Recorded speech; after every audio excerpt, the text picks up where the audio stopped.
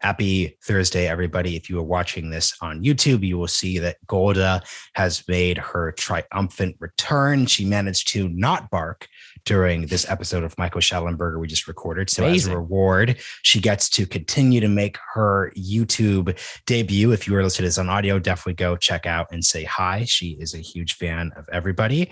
But this episode is a great one. It's with Michael Shellenberger. I mentioned this before. He is the author of San Fransicko, How Progressives Ruin Cities. I know. You heard that title. You heard the dunking on progressives, and you said, Marshall and Sagar, you two just did an episode dunking on the new culture wars. You talk about how labels are bad. Despite everything in the title, Sagar, why is this conversation with Michael, which is the second time we've had him on the show, why is it worth it, and why is there something here? Yeah, I mean, we asked Michael that at the very top. I was like, look, what is this really about? I'm like, is this like some boomer or Fox News book, or is this like a real attempt to say what the hell happened to San Francisco and to a lot of different American cities, and can we fix it? And I'm convinced that it is the latter. I think Michael's a very good faith guy. He talks a lot about his own journey through trying to, to push for decriminalization or for homelessness initiatives and more, and kind of his awakening and how he thinks that we can have a middle ground between just like a lock 'em up approach and an outright just permissibility of a lot of the stuff that we see on the streets of San Francisco, of LA, of Austin, and elsewhere. So I think people will get a lot out of this. If you want to know why this exactly happened and what a way to get out of this and do something about it, I think this is the right episode for you. And something he does that's very important is acknowledge from the start that, look, if you're talking about the problems you're encountering in any city, San Francisco, New York, where I live, DC, where Sagar lives, Austin, Texas, if you're vibey and moving, basically everywhere except Miami to a certain degree, this is a conversation which is entirely within either the Democratic Party or the progressive left. So Michael is coming to this perspective not as a Fox News conservative, but as what he calls a traditional liberal who is not quite aligned with like the more traditional figures here. But the bit of nuance that I'll just add here before we get into the quick shout outs here is, look, what is a progressive in these contexts? London Breed, the mayor of San Francisco, I'm sure Fox News would probably call her a progressive, but she just joined the supporting of the recall of 3, frankly, pretty woke board members in the city. What does that mean? Eric Adams, mayor of New York City. Yep. I would have described him as a progressive before he beat Andrew Yang. But if you're looking at what he's actually doing, he's very clearly a more centrist Democrat. So these labels, what they mean, the coalitions, they're constantly shifting. But I think there's so much here. You guys are really going to get a kick out of this. Quick shout outs before we get into the episode. This is, of course, a book show. So you can purchase Michael's books at our bookshop. There is a link in the show notes. We get 10% to support the show. Michael gets his book purchase, and an independent bookseller is supported as well. Secondly, it is Thursday. That means that there is a Substack coming out with additional commentary, interaction with the audience. Lots of great stuff there. Lastly, Sagar, take us out with a shout out to our friends and sponsors. Yeah, shout out to the Lincoln Network for sponsoring this podcast. Lincoln Network, not the Lincoln Project, which is basically a project to light the money on fire of a lot of white suburban liberals. But that's a topic for another day. Let's get to it. We will never discuss that topic on an actual podcast episode out of pushback against people who mislabel us. Here we go. Here's the show.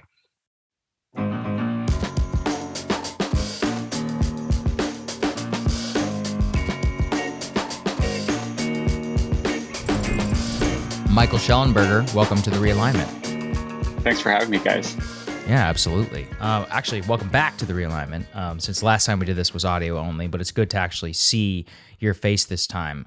Michael, the book that you've written, very provocative. It's gotten a lot of attention. San Fransicko, How Progressives Ruin Cities. I think the title itself kind of frames it ideologically in a person's mind who may not know you as some sort of like Fox News, Tucker Carlson type thing, but having followed your work, having interviewed you in the past and listened to your stuff, I know that that's not the case.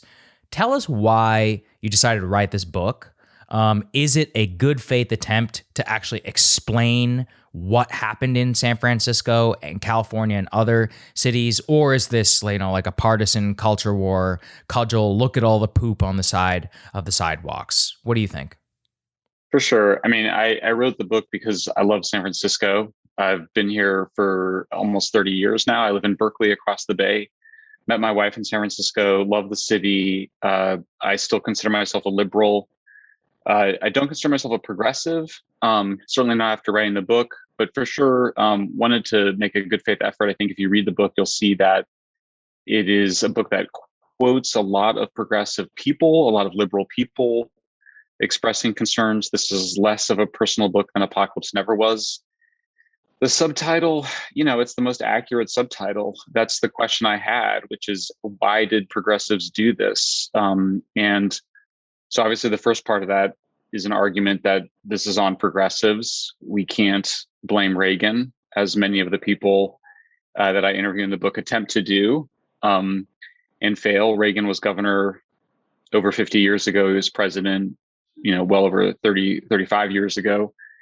San Francisco has been governed by progressives since the 70s. So this is really on progressives. But yeah, it's not great news. It's a disaster of governance. It's a very wealthy city. And so we have basically what Europeans accurately call open drug scenes, and which we have euphemistically referred to as homeless encampments.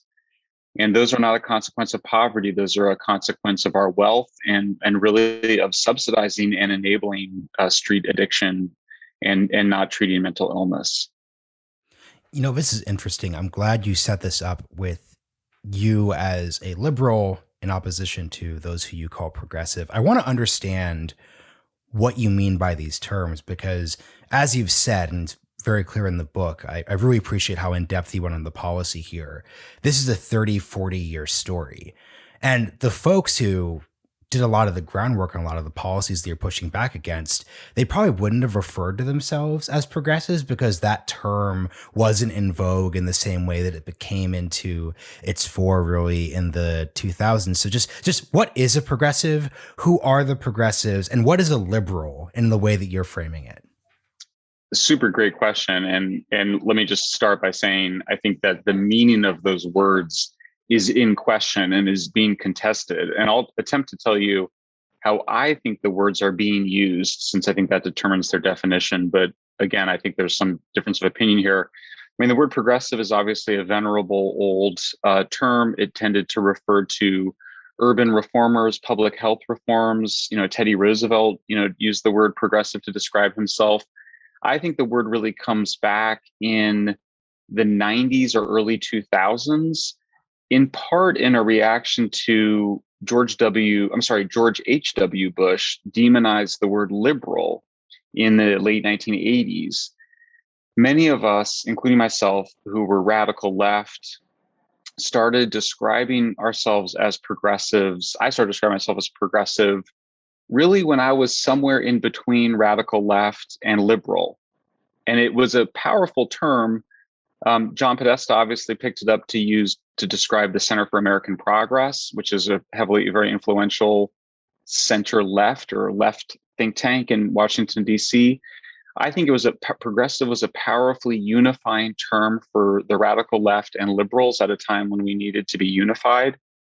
Since then, however, and I wrote an essay recently called Why I'm Not a Progressive, for me, the meaning has changed so significantly from really, for me, being tied to a sense of overcoming, of heroism. Think of Rosie the Riveter, think of Barack Obama 2007, Yes, We Can.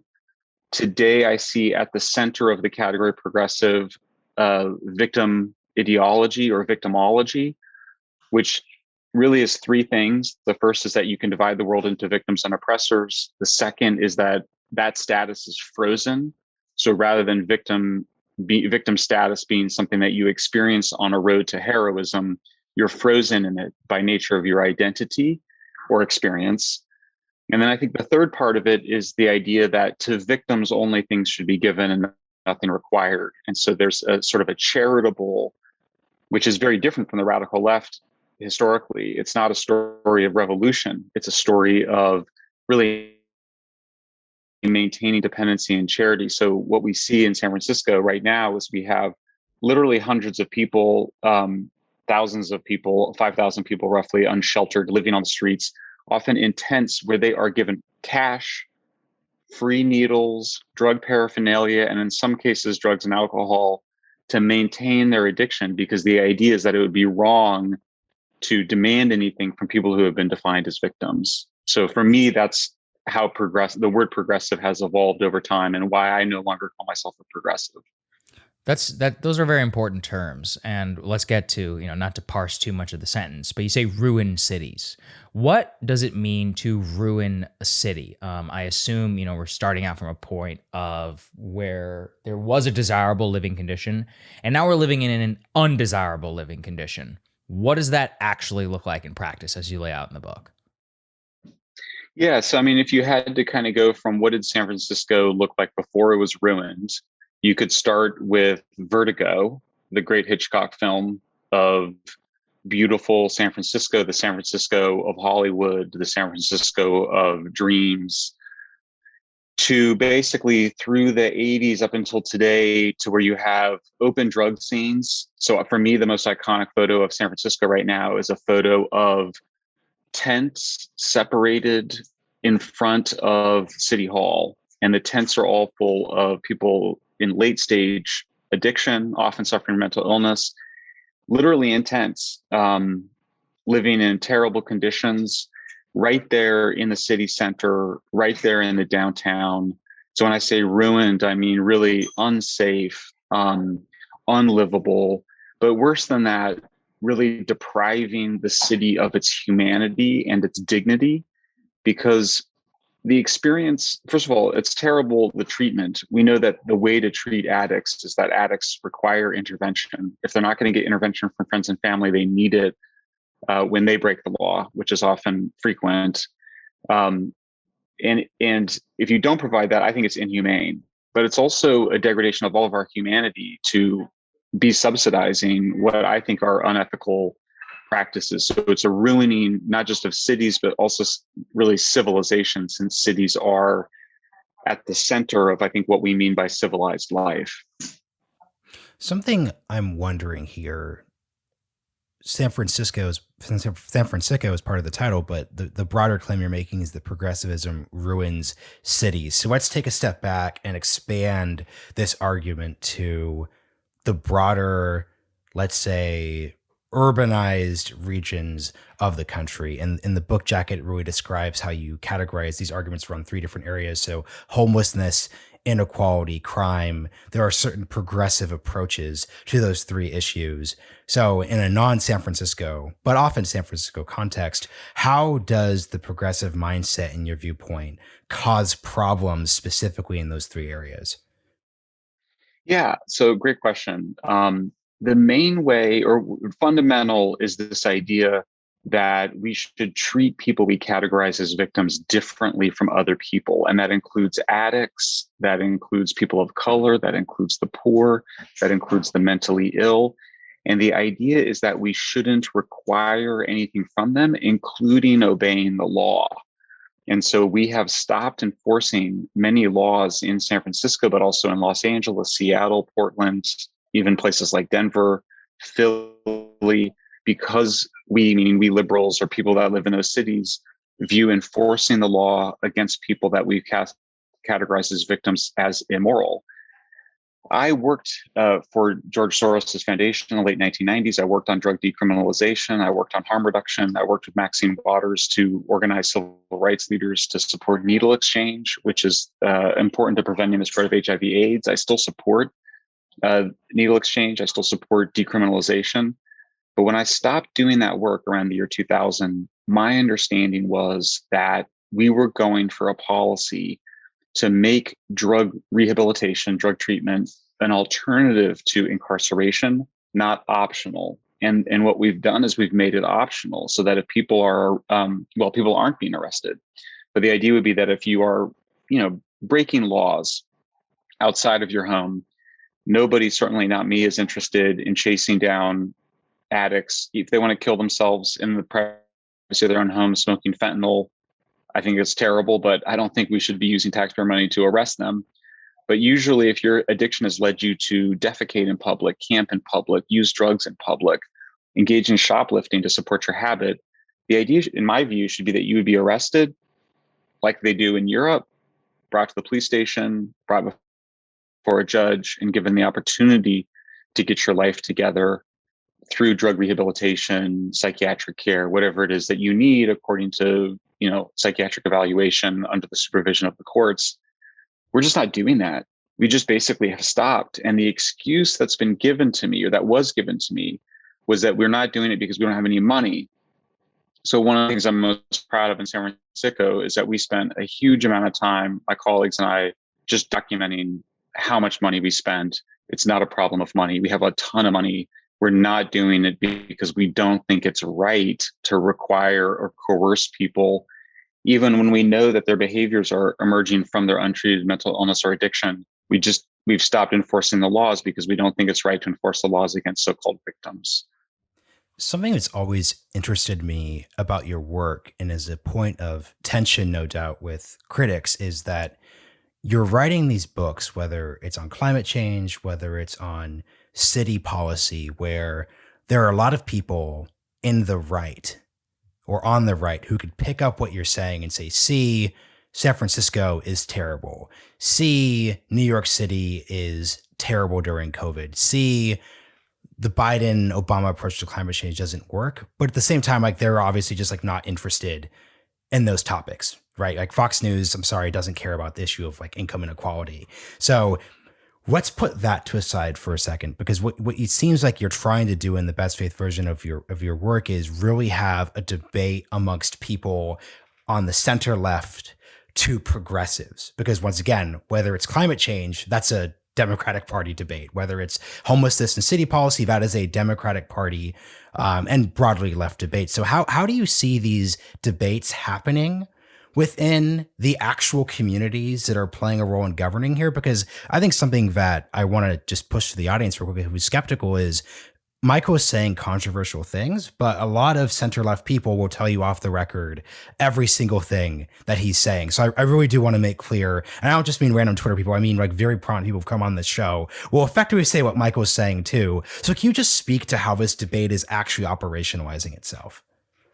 Yeah, thank you, by the way, for surfacing it. I mean, the main criticism I got last year when we published Apocalypse Never was that I allowed myself to be used by climate deniers, Fox News and the right, to promote the book, promote my message. I haven't gotten quite that same thing here, but I think similarly, someone could say you're allowing yourself to be used by nefarious actors who are not operating in good faith to just denigrate liberal cities.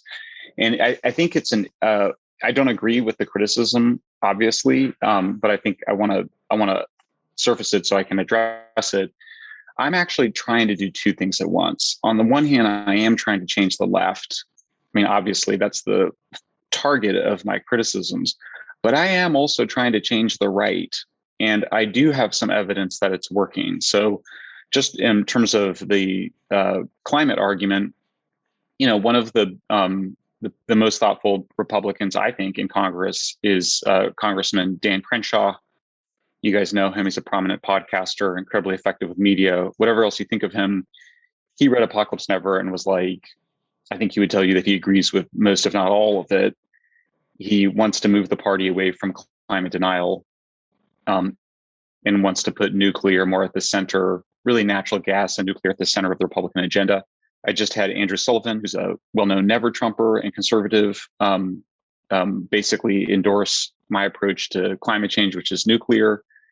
I'm a longtime anti-imperialist leftist. I don't know if I'd still be a leftist, but I remain. One thing I've never changed my mind on is that I continue to view military interventions by the United States government as almost always a mistake. And I see the move towards nationalism on the right as potentially very positive. Obviously, it could have some very negative consequences, but I think inconsistent with being pro-national is very consistent with embracing the kind of energy agenda that I'm proposing. Similarly, here, the big liberal or progressive thing that I'm proposing in San Fransicko is universal psychiatric care. There's just no way that we can solve this problem with not having everybody covered. And I mean everybody, including teenagers who are experimenting with pills. They get on Snapchat, overdosing and dying. I mean street addicts. We need to have universal psychiatric care. For me, it's been the thing that when I push back to conservatives, because we do agree on a lot of aspects of what I'm saying, that's the most difficult pill in San Fransicko to swallow.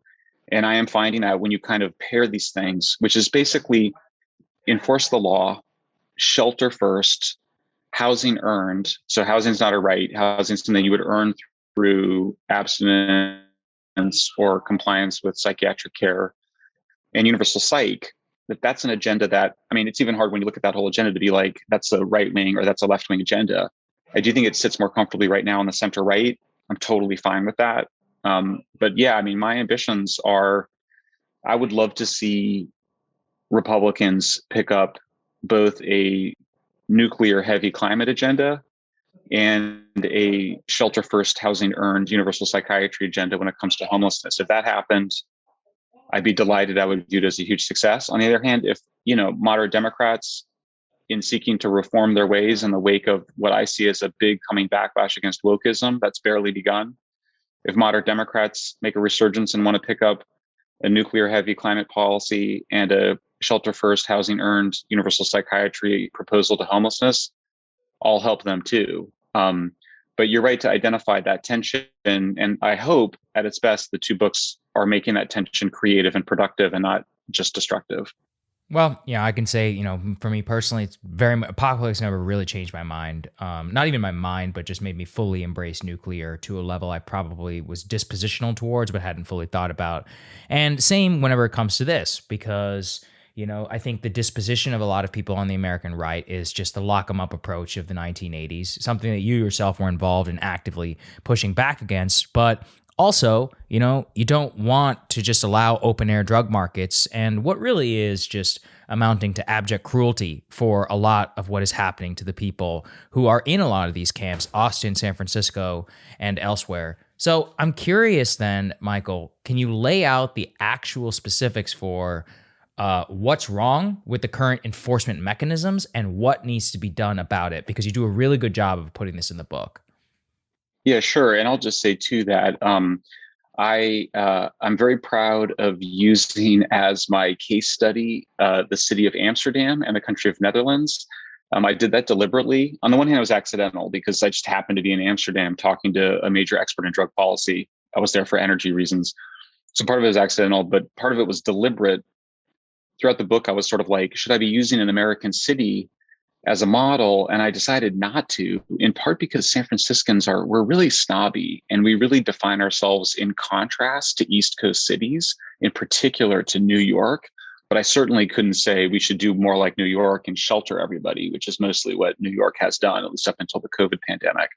So I'm proud of having used Amsterdam as the model, because when people say, what do you want to do? I say, I want to do what we do in Netherlands. I think most people in San Francisco think of the Netherlands correctly as a very liberal city. It's a city you can smoke marijuana in, you can go to a rave, you can hire a sex worker. Nobody thinks of Amsterdam as a right wing or conservative city because it's not. So what would that look like? It's basically, so when I say shelter first, it means you have to build sufficient shelters for all of your so-called homeless population.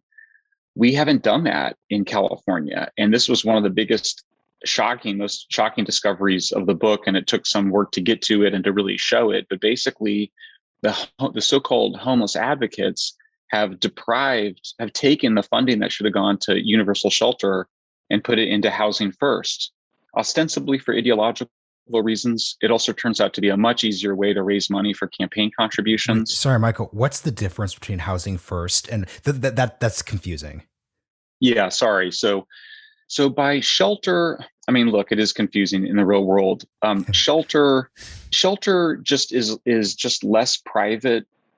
It's often congregate. I mean, the simplest form of shelter, like a FEMA shelter, you might be in bunk beds, or you might have a curtain around your bed. You'd have to share bathrooms. I will say in the Netherlands, the shelters in the Netherlands are much nicer, but often people still have to share a room and share a bathroom. Housing first refers to basically people having their own single unit apartment with their own kitchen and bath, which costs somewhere between 500,000 and $1 million per unit. It's incredibly expensive, very slow to build. And so we felt like that was a human right for people, those very expensive units. And we've never it's shocking, but we've never kind of said there's a limit to it or there's some conditions. It's just sort of whoever shows up and says they need their own housing, we've said that they should get it. Naturally, we don't have enough housing for them. And so they end up living on the streets, and we don't have sufficient shelter. So my view is that there should be sufficient shelter. It may need to be congregate, certainly for a little while. Then people can earn potential housing for themselves, though probably not in the most expensive real estate markets in the country. Particularly if, you kind of go, who's the population that's unsheltered? So you can classify the homeless really into two categories: sheltered homeless, unsheltered. The unsheltered, the folks living in tents on the street, somewhere around 100% are suffering from drug addiction or untreated mental illness. According to the people that work with them, when you interview folks, they need to be in shelter. They're not safe on the streets. It's not okay. It's not compatible with city life. They're not going to like it in many situations because many shelters don't allow them to use drugs. And that's often why people are on the streets. But you have to require it for cities to function. Then I think if people want to get rehab, and this is maybe the most important element of it, is the universal psychiatry. So I'm calling it Cal Psych, at least for California, which would be centralized psychiatric and addiction care for people. That would mean rehab, but often not in the cities where the open drug scenes have been. So if you're in San Francisco and you're arrested, let's say, for committing some crime, shoplifting, public camping, public defecation, and you get arrested or you overdose and a Cal Psych van picks you up, they should be able to put you in a rehab facility right away. They should be able to get you on a methadone or Suboxone taper, which is an opioid replacement, right away. Should be no obstacles to that. And I'm not some prude or some abstinence only person. Like, that's fine. That's what they did in the Netherlands. And then you might want to be out in the country somewhere. You might want to be in some small city away from the open drug scene. When a lot of American soldiers got addicted to heroin in Vietnam during the war there, and they came back home, it was painful to kick, but the vast majority of them got over their addiction because they just weren't surrounded by heroin. Same thing here. If they can be in rehab out somewhere in further distance from open drug scenes, they'll do a lot better. And then you have basically assertive case management whereby people, there's a difference between somebody who's schizophrenic and 50 or 60 years old on the street addicted to meth and fentanyl. That's a really difficult case. They're going to require a lot of care. But a 25-year-old guy, who's been smoking heroin or using meth for a couple of years should be able to get his life back together through rehab. You just need assertive case management. You need the services centralized and hierarchical, centralized at the state level. Because right now we have the worst of both worlds. We have both duplicative services within counties and then between counties, and then we have huge gaps. So classic story is somebody gets out of rehab or out of prison. The first thing they do is they get out, they go right back into the open drug scene, and they overdose and often die. You may know we had 96,000 deaths last year from drugs in the United States. That's an increase from 17,000 in the year 2000 when I got out of this work. So dealing with this drug problem head on is just a big part of it, but that's going to require, like I said, it's shelter first, housing earned, and then universal psychiatry.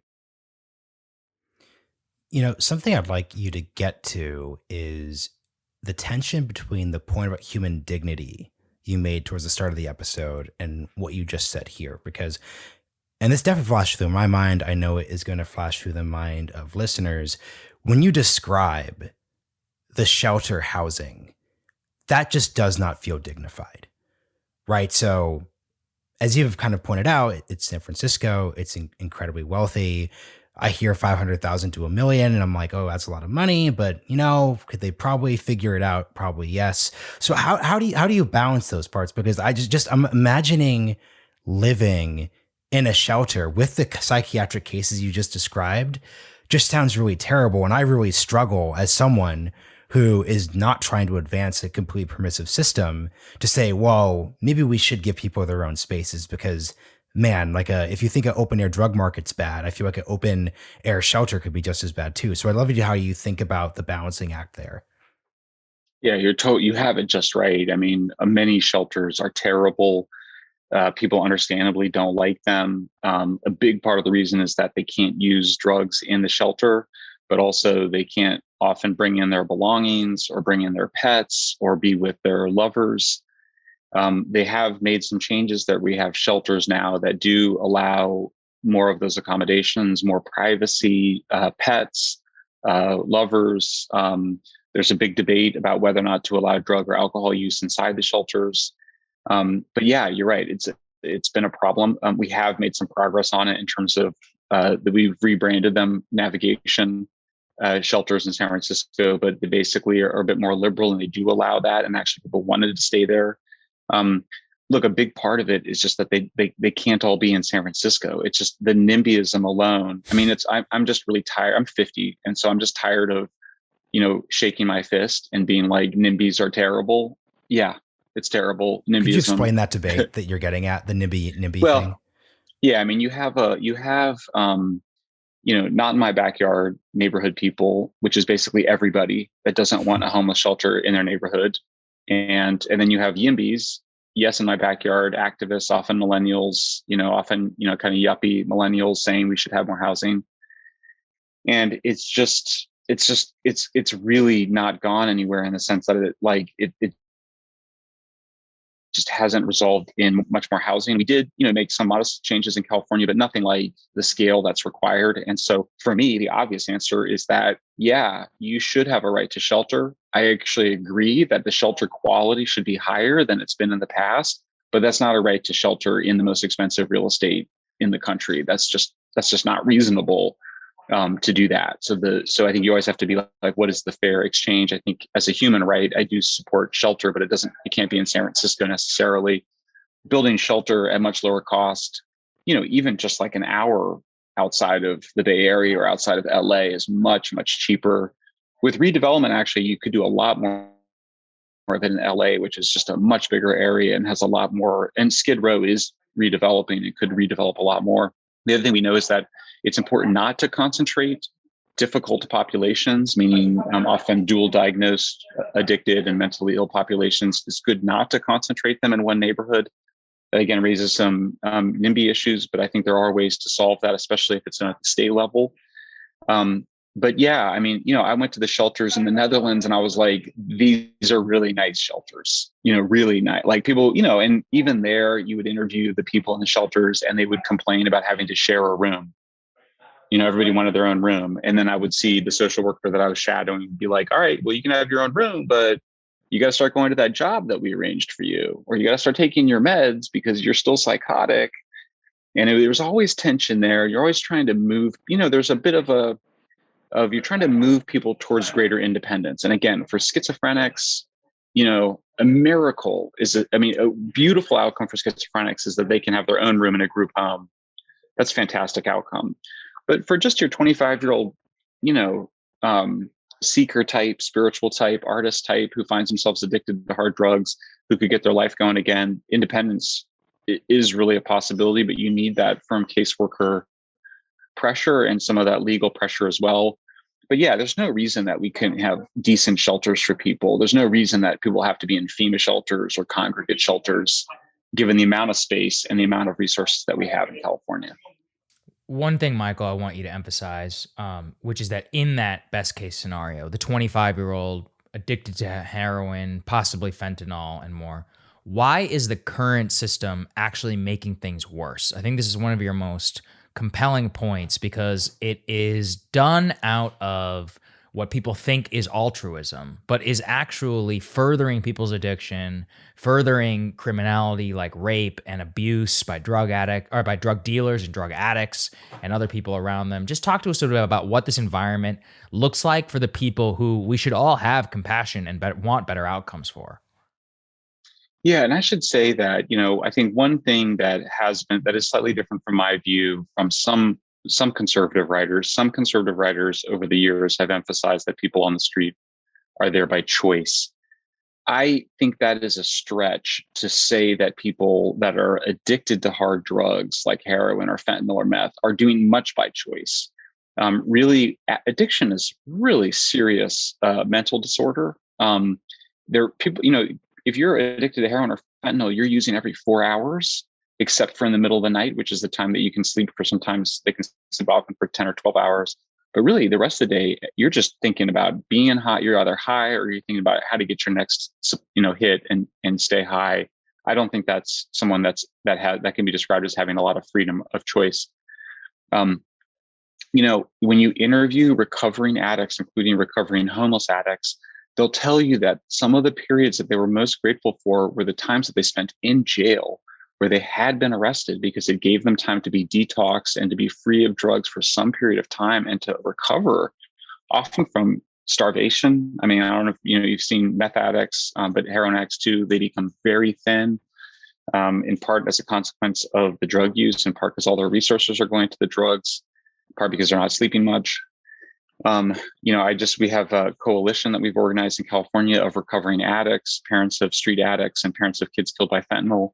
And every week people will talk about their stories. And we have one woman who's in recovery, lost the husband of her baby to a heroin overdose. And she was like, I was always grateful for the time I spent in jail. Part of the thing is that when you stop arresting people at all, they never get a break. So we're dealing with people now that have really, really severe amounts of fentanyl and meth addiction.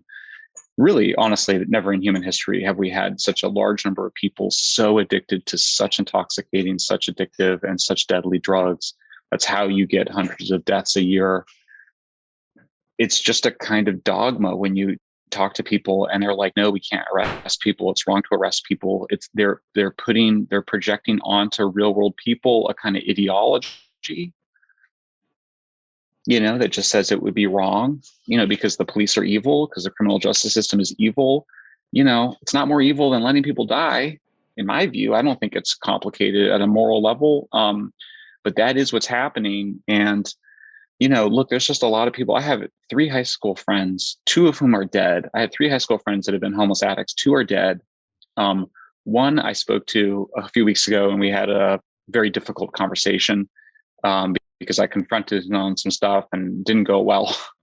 It's very hard to do. But he had told other friends of mine that he felt he needed to be on probation, has been arrested for DUIs in 2 different states, has struggled with cocaine addiction and alcoholism, has been homeless. He has said that he needs to be on parole. And that's one thing that you hear a lot from people is they say, I feel like I need to be on parole. I need that supervision. Other people benefit from having ankle bracelets. These measures, it's not great. We would rather not have to put our, fellow humans in ankle bracelets or on parole, but it's a hell of a lot better than dying or committing crimes or living in an open air drug scene. So some of it is, for me, it's an appeal to be practical about these things and to recognize that often when you're talking to street addicts, it's the addiction that's talking, not free will or human agency. Something I'm wondering as you're articulating this, you've made a couple references to your time really focused as an activist in these spaces during the 1990s. So something I'd like you to get at here is, what did the progressive activists who were responding to the 1980s, to Reaganism, to the old status quo, right? We're critiquing the status quo then. What about their work attracted you? So what about Maxine Waters attracted you? What did they get right when they were critiquing a world that, for good or for ill, we no longer live in? Yeah, sure. So just to take you back before you guys were around, maybe, or when you were very young, in the 80s, when I was in high school, we had Nancy Reagan saying, just say no to drugs. That was when we were all experimenting with alcohol and marijuana. It was also a period where there was, I think, a sharper division than maybe exists today between soft and hard drugs. There was a sense that marijuana was a bit safer than other drugs. I see a lot more willingness, at least among teenagers in California, to experiment with pills today. That would have never been something we thought of back then. But we thought just say no to drugs was dumb and simplistic. It was also a period of the crack epidemic. And so we were, really the first wave of homelessness in the 80s was a function of the crack epidemic, crack combined with alcohol, resulting in a lot of homelessness.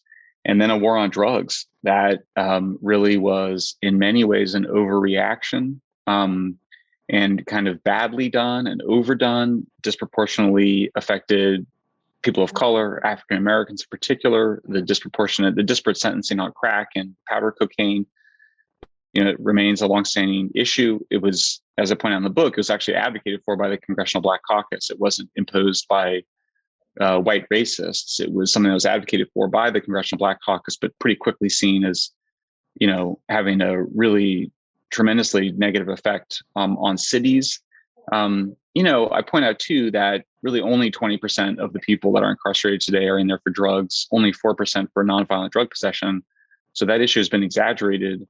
But nonetheless, we were dealing with a period of mass incarceration, racially disproportionate. It felt, and I think to some extent still was, an overreaction to crack and cocaine. I and others really fell in love with this idea of rehabilitation rather than prison. It's been much more successful in Europe than in the United States, but always felt like there was a better model of using assertive case management and rehab and parole and probation. And we didn't have ankle bracelets back then, but the idea would be something that kind of gets into that in-between space, that gray area in between not enforcing the law and prison for 25 years. So that was really what motivated us. Needle exchange of course, came right out of the AIDS epidemic. And I should say that, my book, San Fransicko, argues that it is a problem of good intentions. I don't think most people are evil or sociopathic. Certainly some people let their dogma get in the way of practical human interaction. But, needle exchange came out of the AIDS epidemic, trying to prevent the transmission of HIV/AIDS. And really San Francisco's whole approach of treating addiction as a medical problem rather than as a criminal problem, comes out of our really compassionate and quite beautiful treatment of people suffering from HIV/AIDS in the 1980s. So I'd say it's both the combination of those two things, a reaction to the war on drugs, and then a reaction to a feeling of success on having been compassionate in our treatment of HIV/AIDS that led to this current situation of just absolutely enabling street addiction and not treating mental illness. What does the middle ground look like then, Michael? One of the more compelling parts that I heard you discuss on the Rogan podcast was actually, and I hear this all the time from the progressive left, like, oh, in Portugal, they just legalized drugs and that fixed everything. Can you describe, like, as you had previously given an example, because I think it's very poignant, if you're in downtown Lisbon and you are shooting heroin in broad daylight, what's going to happen to you? Because I've seen that happen in San Francisco in my very limited travels there, and nothing happened to those people. What would happen in a place where drugs were legal? Right. Well, this is one of the major talking points that you hear still is that they say the way that Europe solved this, the way that Portugal and Netherlands and Europe solved this was just by legalizing all drugs. It's not the case. I was so annoyed by this that I actually arranged a Zoom interview with the head of Portugal's drug program. And I asked him that same question. And he said, yeah, if you're caught shooting heroin in public, you'll be arrested and taken to the police station. And if you have an amount above the amount considered for possession, you'll be prosecuted for drug dealing. If you have an amount allowed by the law for drug possession, you will be brought before a commission for the dissuasion of addiction, which is as sort of Orwellian and terrifying as it sounds. It's not criminal proceeding, but it is like a misdemeanor proceeding effectively. And it involves your family members. It involves prosecutor. It involves often psychiatrist, social worker. And so there is consequence. And that's how Portugal does it. And, can we do that here? Part of it, we don't have these strong social ties that they have in Europe. I mean, I'm always struck when I go to Europe that families are just much tighter and closer. Europe is just small. And so most people, like in the United States, a lot of us don't live anywhere near our families and friends. Whereas in European countries, often people might live in the same city or an hour away, and it's easier to put that family pressure on, and those social bonds are tighter just for historical reasons. Americans were very independent, very libertarian. I think a fair number of people, addicts included, would rather just go through the normal criminal justice system rather than having their parents involved or their family members involved. So that's part of why I chose Netherlands. Netherlands is a bit more modern, a little bit less family oriented, a little bit more formal. They will use those family mechanisms. But I do think it is possible to use legal mechanisms and create not a substitute family. Nobody wants the nanny state, but something that's going to help people to and offer care. I mean, really, the character in my book, the Dutch character, he just says, Mike, it's just carrots and sticks, and by the way, if you're just giving people housing, it's not serving its role as a carrot. To be a carrot, it has to be a reward for good behavior.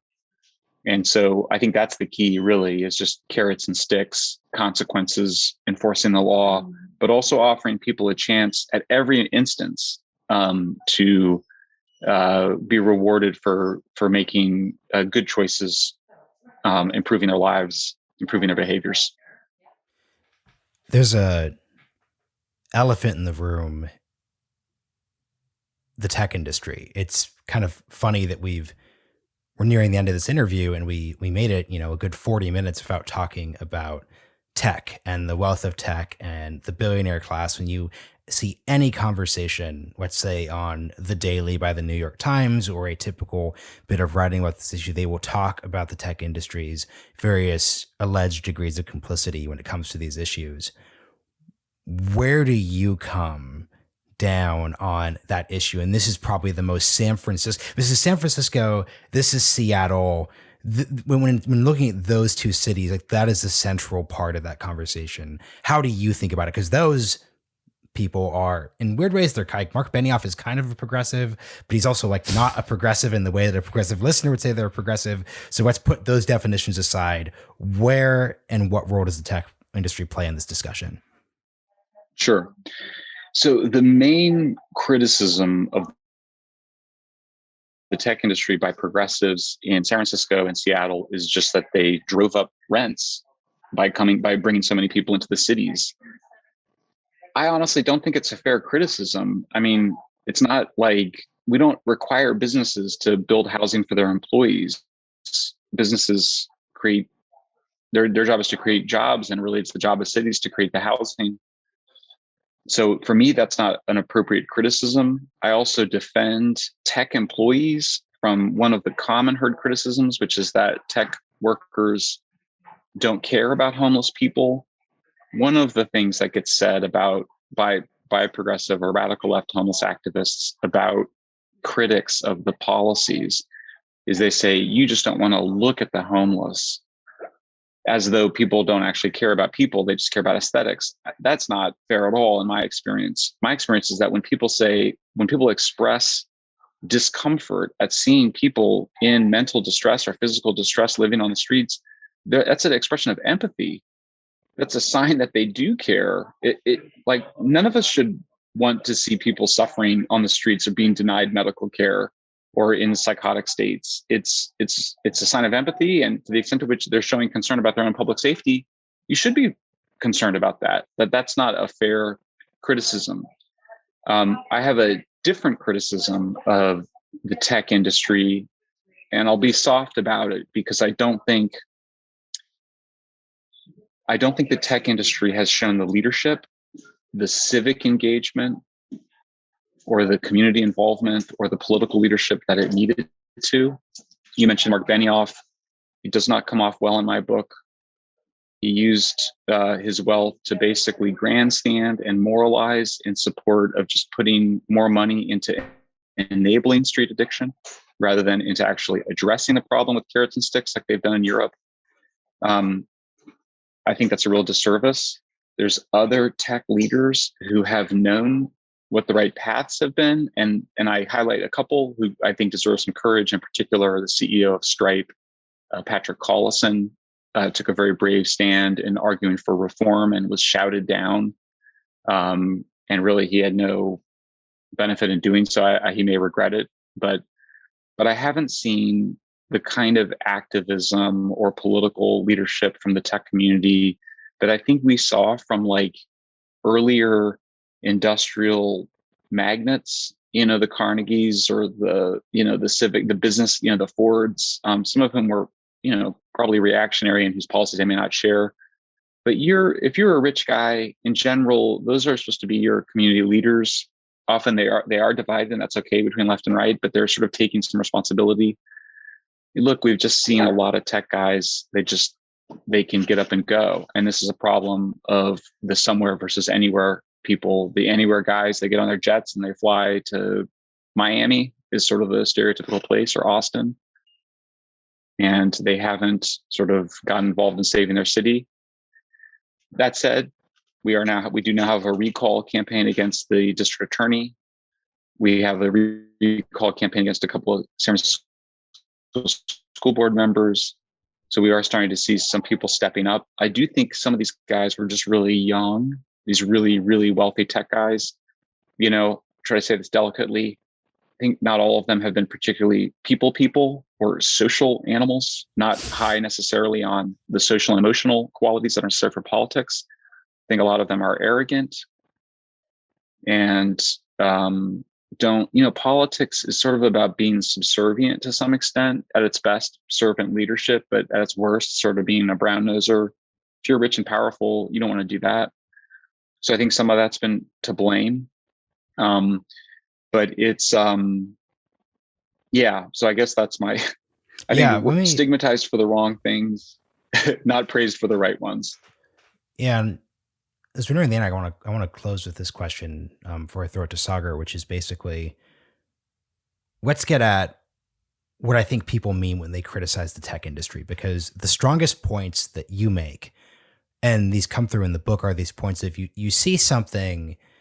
You look at San Francisco in the bad parts of it. I'm not alleging the whole city is like this. And you think that just doesn't make any sense. And that has a lot of rhetorical, I'm sorry, various progressive activists, NGOs, I'm not going to disbelieve my lying eyes here. Something here doesn't make sense with the status quo. I think the version of this that's pushing back against the tech industry is it's hard for normal people to see the sheer amount of wealth that has been created in San Francisco and the broader Bay Area, yet see that level of trepidation and poverty. So at a core level here, why can there be so much wealth, yet there be this much of a problem? I think that's what people see, how little that makes sense, and that naturally makes sense to say, well, that must be because the tech industry is playing some role in the misallocation of resources or gains or anything like that.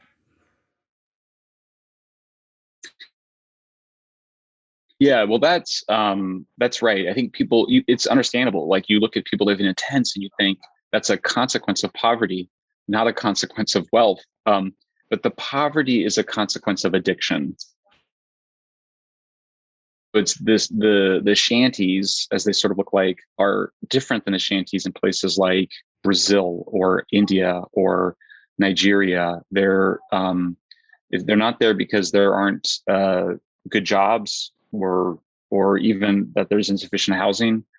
They're there because people are suffering late stages of addiction where they aren't working because they are high or searching out for how to get drugs.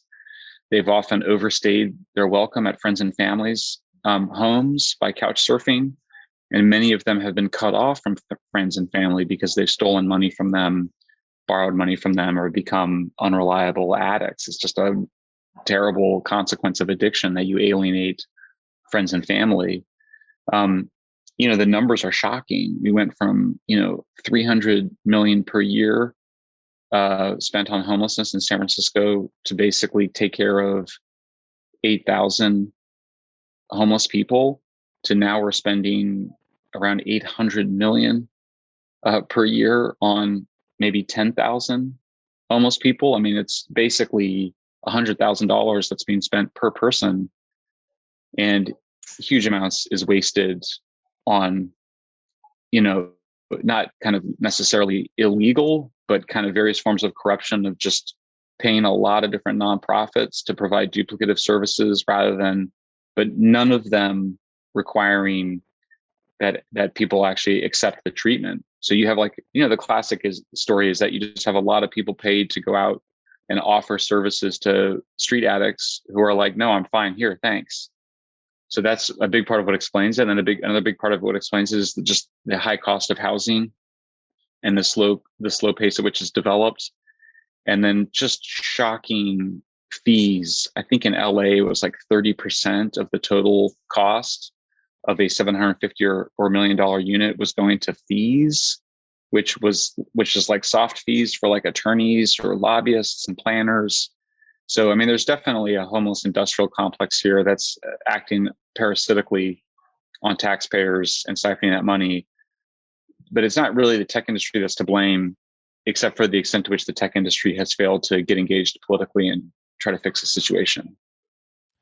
I actually think that's the perfect way to end it, Michael. We really appreciate you joining us. It's a very insightful book, and I really encourage everybody to go and pick it up. We'll have a link in the description to our bookshop link. Is there anywhere else you'd like to point people? That's great, Sagar and Marshall. Thanks for having me, guys. You can buy San Fransicko and Apocalypse Never on Amazon. Those are the two books where I make the case for saving our civilization, how to do it. Sweet. All right. Thank you, Michael. Appreciate it. Thanks, Michael. Thanks, guys.